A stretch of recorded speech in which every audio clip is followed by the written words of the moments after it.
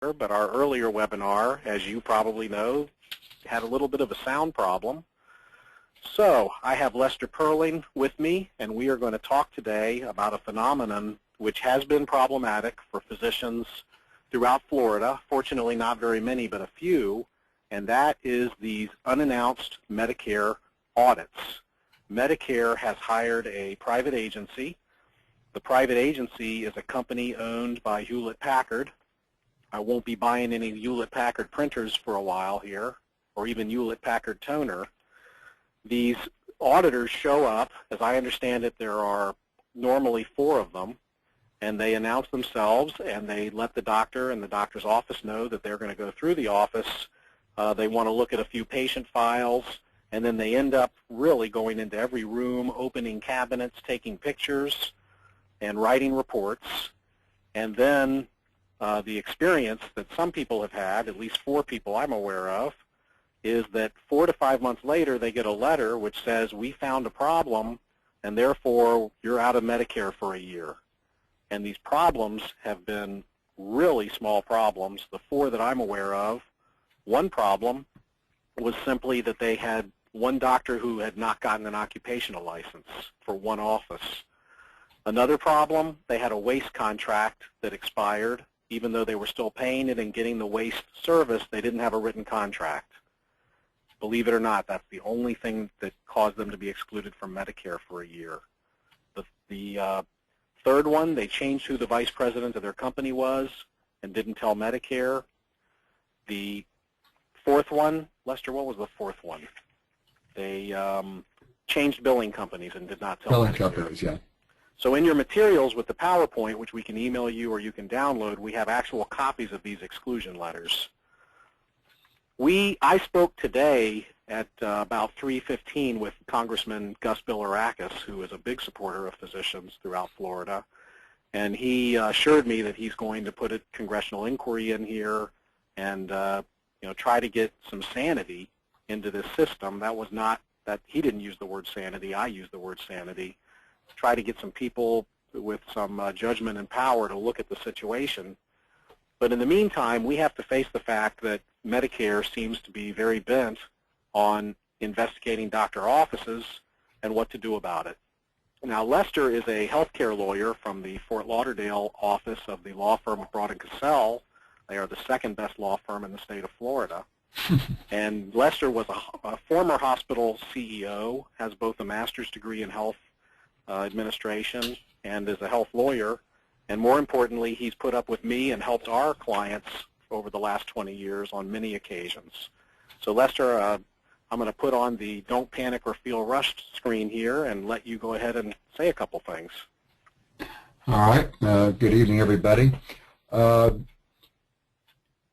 Alan's right that when the folks from Medicare show up, and they're from a company called Safeguard Services, they come unannounced. There are typically 4, sometimes 3, sometimes 5, and they sort of will come in and expect to see, for the doctor, for doctors in the practice, or at least the lead doctor in the practice, to drop everything and to speak to them and deal with them.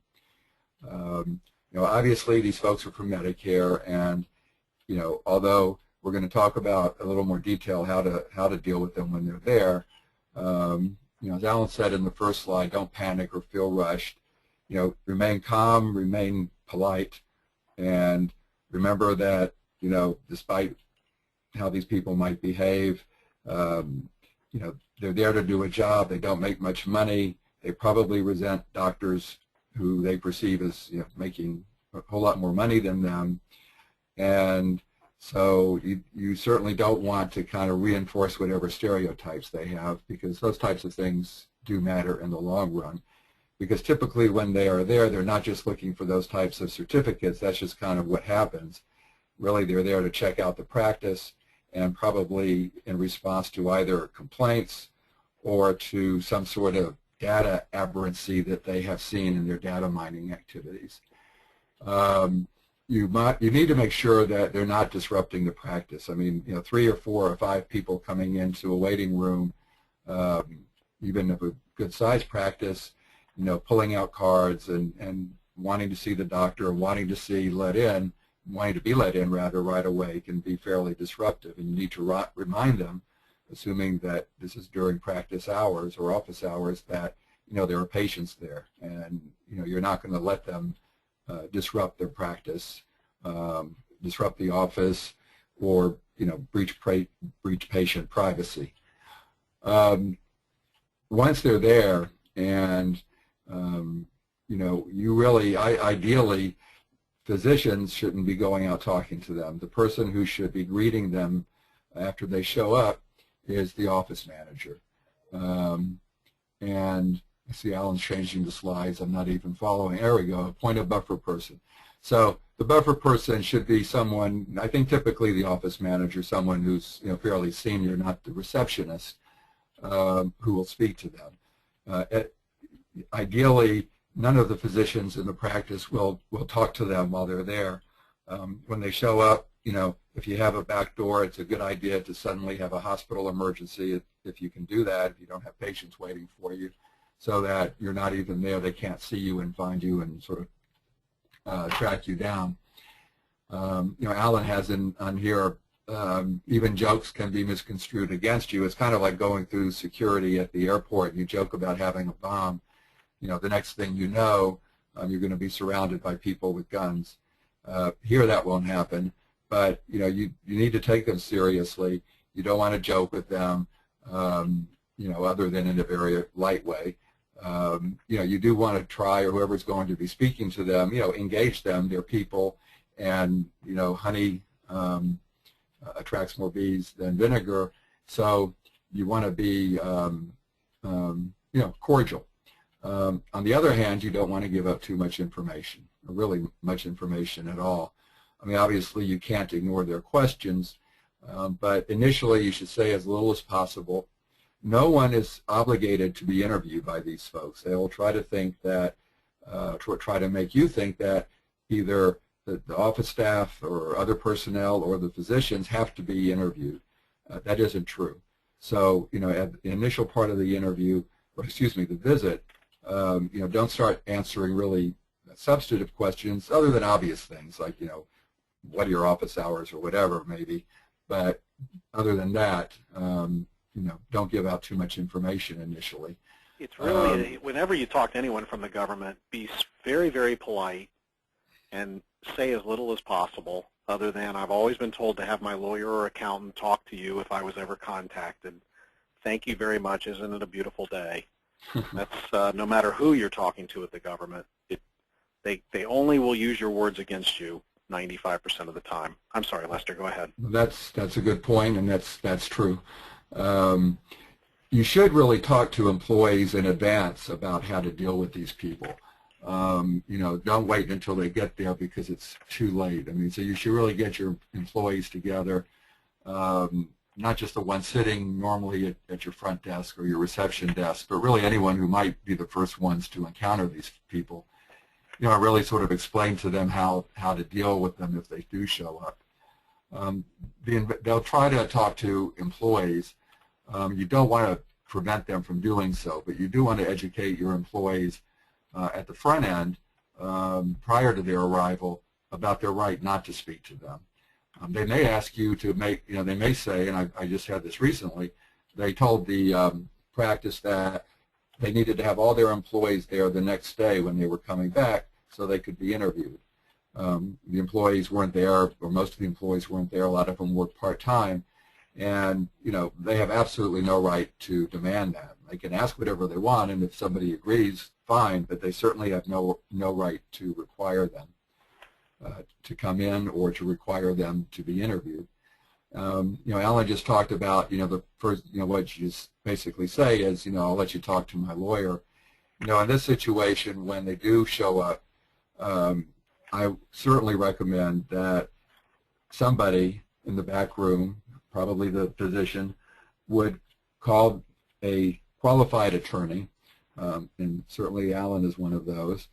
And the idea is, what I try to do is I try to manage the visit. I talk to the lead investigator. There's always one person in charge, of course, and find out sort of what it is they intend to do while they're there. tell them what we will permit and what we won't permit. I always tell them we won't permit interviews. I always tell them that we will not permit anybody signing any forms. They'll try to get you to sign sometimes different forms.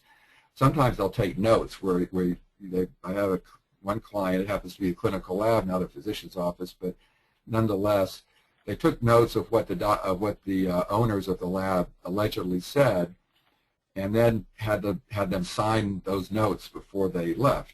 Well, the notes were wrong or not complete, but now they're using that against them, saying, "Oh, well, you signed this agreeing that you don't provide these services," but that isn't what they agreed to at all.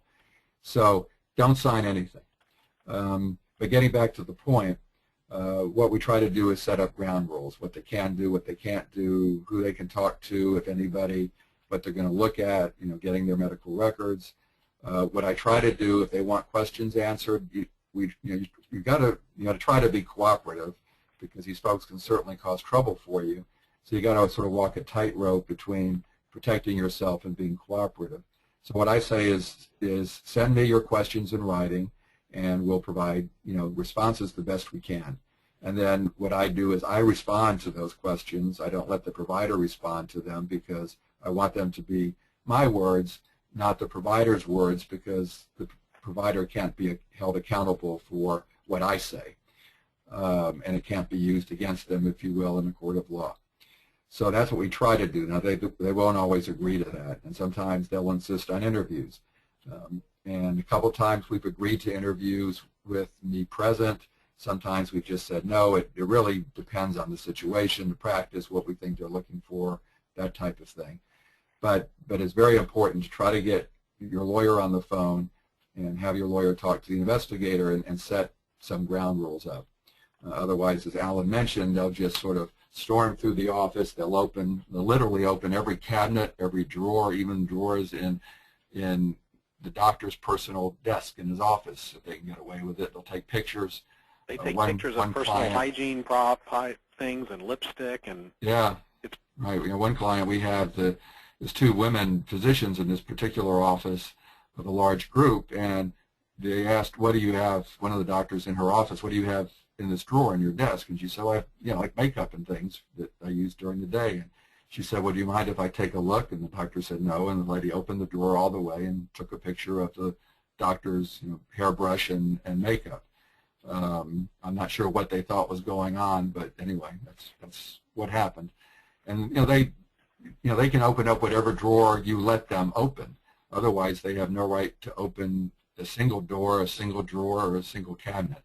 So if you tell them no, and again, it's better that your lawyer take the heat for that, not you. Let the lawyer be the bad guy in this situation, not the physician, because the lawyer, everyone knows lawyers are bad guys anyway, and we sort of want the physician to try to stay above it all, if you will. Lester, what is your phone number if anyone had a morning visit to get hold of a receptionist to find you, or to get one of the health lawyers in your firm? Our direct line for the office is, or the main number rather, is 954-764-7060, or my direct line is 954-745-5261. Okay, and my number is 727-442-1200, and extension 8 rings every phone in the office, and someone can always find me, or somebody here in the morning. And the investigators can just wait in the lobby. You can just tell them that your guidelines for patient privacy are to wait until you can get hold of a lawyer. If you get hold of me, I'll just get hold of Lester. Lester, anything else? We're kind of out of time. I just wanted to spend 1 minute, if we're done, on this letter to Congressman Bilirakis. I think we hit the high points. Okay, beautiful. And everyone could hear us, so that's much better than earlier this week. Page 12 of your PowerPoint, I have the letter I sent to my clients with Congressman Bilirakis' phone number. Sorry, I'm not going to give you his cell phone number, but I will tell you he gave me his cell phone number, and he has actually texted me. He's very concerned about the situation, but if you could call his Palm Harbor office, 727-773-2871, and tell them that you would like to talk to somebody about this because it's a problem. I think these phone calls are going to be helpful. And I also have the letter I wrote to him, which explains the situation. And I have copies, or I should have had, I'm sorry, I thought I had copies of the actual exclusion letters. If you want me to, I'll be glad to send you copies of the actual exclusion letters. In any event, we want to thank you for taking 15, actually now 16 minutes in our webinar. Tell your friends about it. It's going to be posted on our website. I'll be glad to forward it to you. Get the word out. Let's protect each other and have a great weekend. Thank you. Bye-bye. Bye, Lester.